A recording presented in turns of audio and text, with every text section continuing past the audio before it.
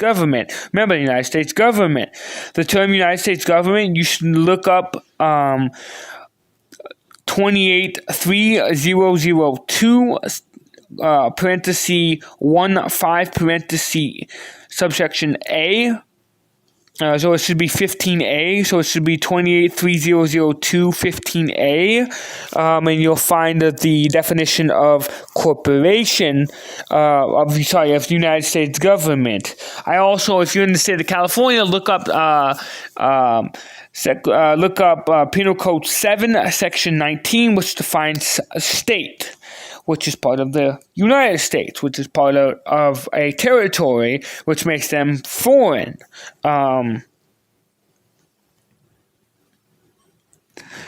You have to remember that these people aren't actually here to help you. They're here to make sure you stay in continuous debt. Now, I looked up the 63rd Congress, the second session, chapters 4 through 6 on 1913. This basically talks about who is running the shit, and I can't stress this enough, but the banking industry runs everything. They're running the shit, not Washington, D.C. Don't let D.C. freaking lie, and they're not in charge. They have no more authority than you and I. I also ask people that if they are interested to look up H.R. 51 of the 116th Congress. This is Washington, D.C.'s asking to be administered into the Union, which means that they're not even part of the Union. So how can they act in any capacity for the whole state? That's incorrect. Now, I want to read sections Section H.R. 13995, reading part. The U.S. Secretary of Treasury received no compensation for his representation of the United States. Gold and silver were such powerful tools during the United States of America that founding fathers declared gold and silver can be money in America. Since gold and silver were heavy and inconvenient for a lot of transactions, they were stored in banks and claimed in checks as money substitutes. People traded their coupons as money or currency. Currency is not money, but money is substituted. Redeemable currency must be a promise to pay equivalent to gold or silver. Federal Reserve notes, FRNs, remember that if there is nothing backing that is an unprotected debt. They can't have an unprotected debt. That's unlawful.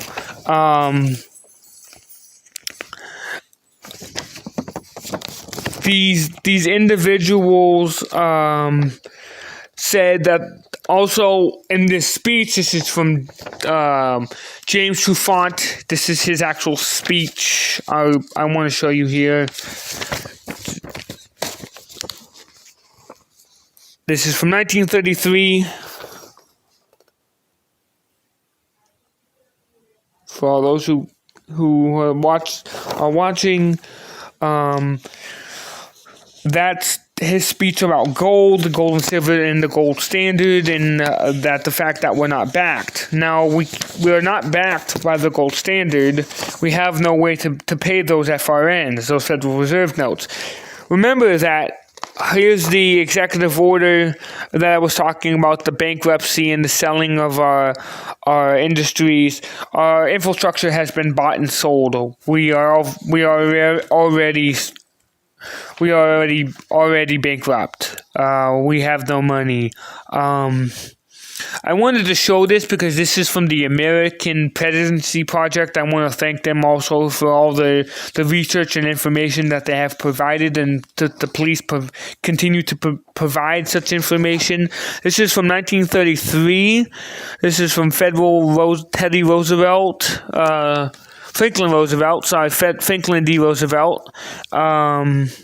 Different Roosevelt. I think they called him Teddy though. Yeah, so he made us bankrupt. He put us on the gold standard. He took us off the gold standard. he exported all gold bullion, gold certificates, and replaced it with the unlawful FRN dollar note. Now, most people are like, well, at this point, you're probably thinking, well, I can't pay off with the gold standard. I have unsecured debt. What can I do? Well, if you are looking for a solution, you have to remember that they did give us a way to discharge these debts, to make the account go to zero. I would recommend people read 26 CFR 601.204, changes of accounts, periods, and methods of accounting. Also, Part 1, 263A, 446, 4471, and 4478. The revenue precedes exclusive power which the taxpayer obtains for the commission under 446E of the Internal Revenue Codes, exchanging one method of royalties described in 1.263A, 1E32, that's the two I's, U2, like the number, of the income tax regulation, changing the accounts method for the sale-based venues chargebacks. So this is talking about chargebacks. You can charge back. Remember, you're the creditor. Let's say a judge files something on your behalf. He files a bond, right? He is a trustee. He is the individual who is holding the account in trust. Now, I want to show you this document because it's a lot of information. Again, anybody who wishes to acquire this information, feel free to send an email to me, and I'll gladly email you a PDF version of this for you to review for yourself. And you can see that taxes are unlawful. Now, we are able to discharge the efficiencies of our debt to zero. The trustee has a duty to do so. Remember, when you are going into such things as courts, or you're using these utensils, negotiable instruments are being used upon you, you have the right as the beneficiary to the estate to have those efficiencies, because the duty of a public official is to discharge all debt to zero.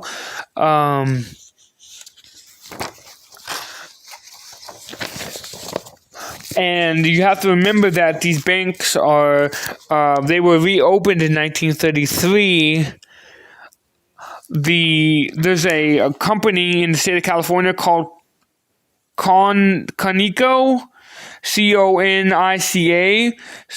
legal the services. I think this company has financial interests in the banking industry. It's also connected to the local state bar. So the state bar and the banking industry are working together hand in hand like this, right? And creating financial interest. Now, remember, under the CFRs 2727.11 that when you are committing commercial acts, you are committing commercial acts of business. Now, remember, when you go into any sort of business with the state, you are considered a minor in the eyes of the law, because you are entering into an account of commercial booking into your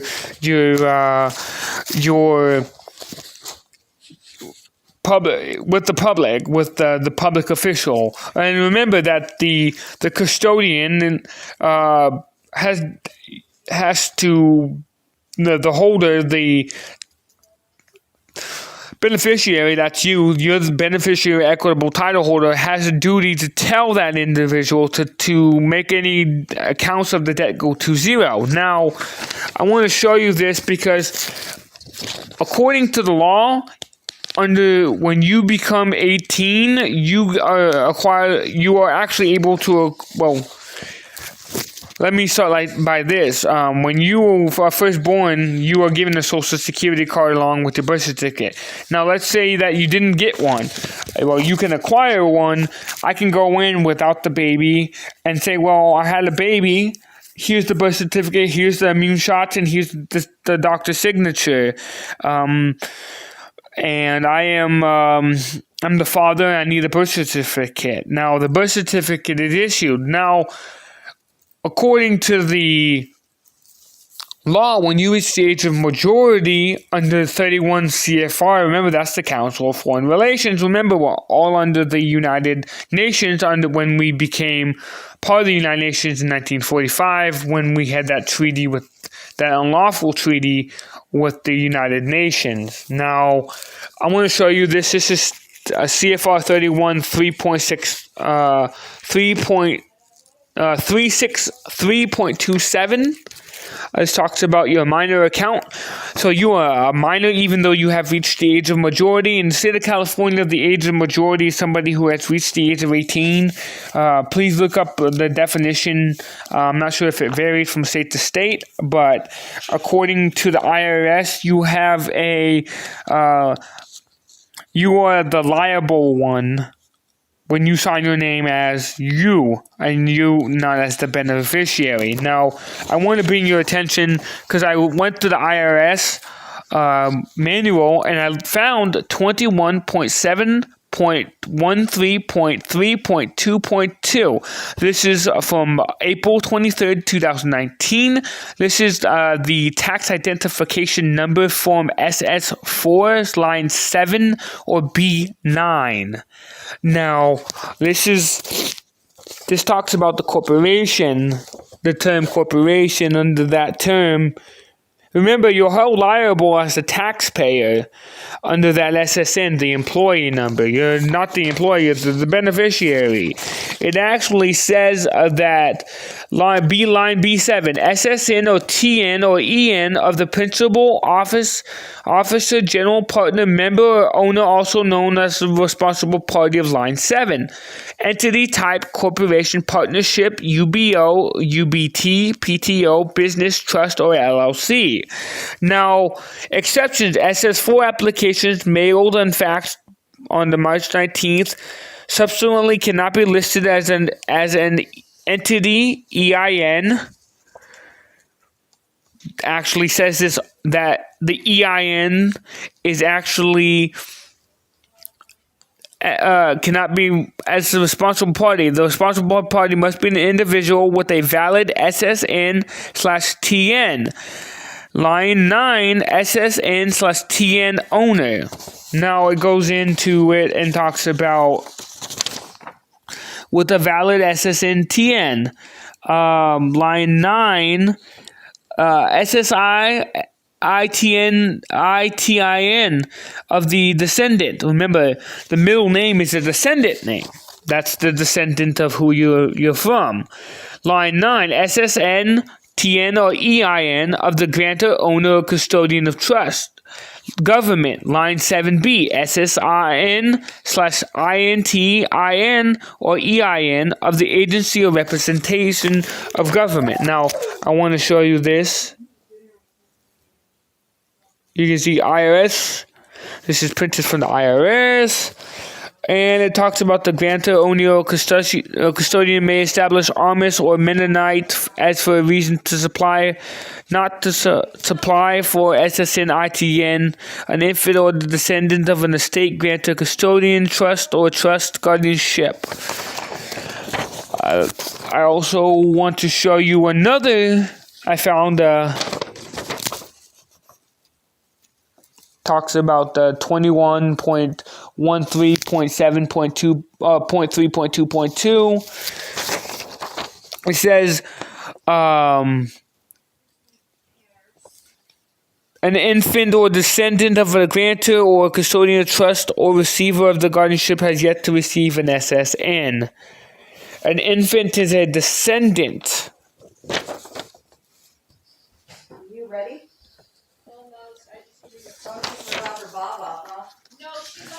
And so when you are holding these,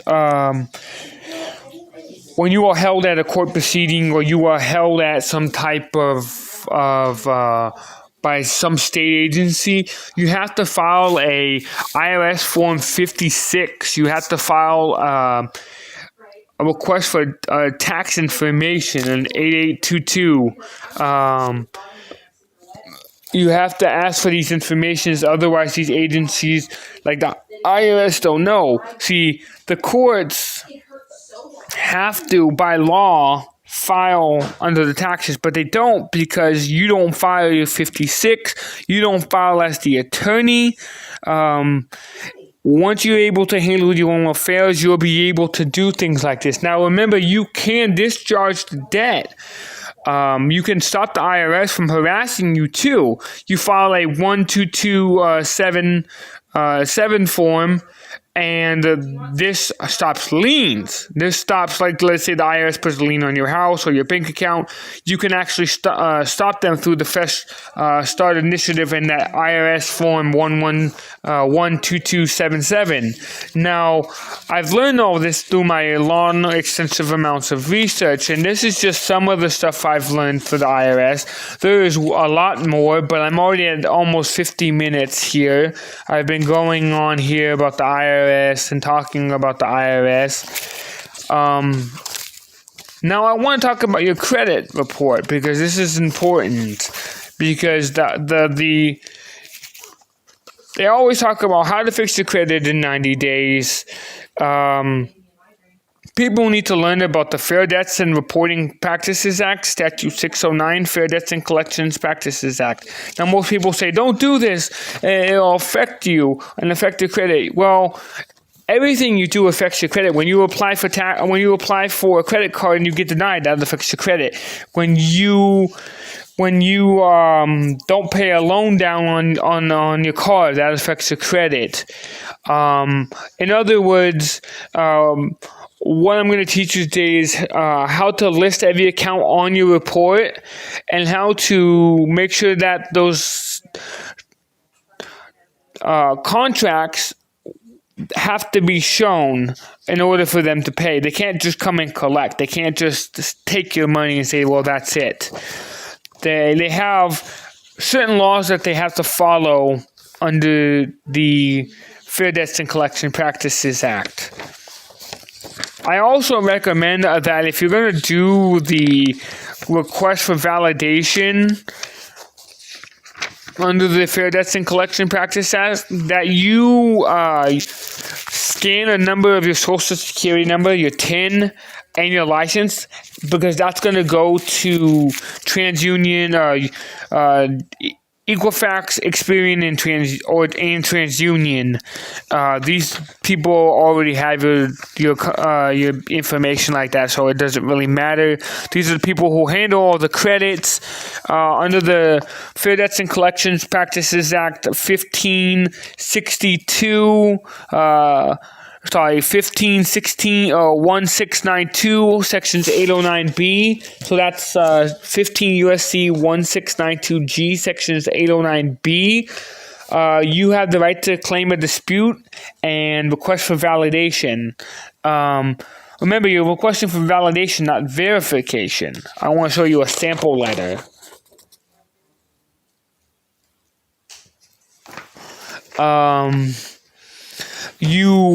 Things you want to request are products you're being charged for, the calculations for the derived balance, any copies of any papers you agreed of what they said you owed. That's the original consumer contract, which is very, very important under Statute 609. They have to show you the original consumer contract. They cannot just say, well, you owe me money and try to collect. Remember that they cannot increase the amount you owe. They cannot charge you any interest for the amount you owe. That is extremely unlawful under the Fair Debts and Collection Practices Act. There's ways to write a drop dead letter. So basically say, don't call my phone, harass me in any way. You will have to write me by written letter. You have to ask them to provide you a copy of any judgment if applicable. Let's say you have a judgment against you for $50,000, right? They get a lien on you. They have to show that even though they got the judgment, you can still Statute 609 and request for the Fair Debts and Collection Practices Act for them to show